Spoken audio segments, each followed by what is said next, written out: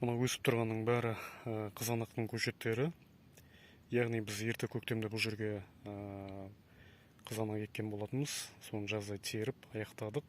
Міне сол қызанақтардан қалған шірген мынандай помидорлар бар жерде жатқан. Міне сол түйіндерден, сол помидорлардан өсіп өніп жатқан қызанақтың көшеттері. Бұл жерге екінші айналымға қайтадан жерді айдап, мынандай каплин лента тартып, қияр көшетіне егіп қойдық. Мына сол жер бос жер суарылғаннан кейін жағалай осындай қызанақтың көшеттері өсіп жатыр. Бұндай көп, жүректің бәрін жағалап өскен. Әттең бір өкініштісі көз кеп қалды, үлгере алмайды. Бірақ кішкене уақыт болғанда қайтадан бұл жерден үшінші өнім алуға болатын еді. Осындай болып өсіп жатыр қызанақтың көшеттері.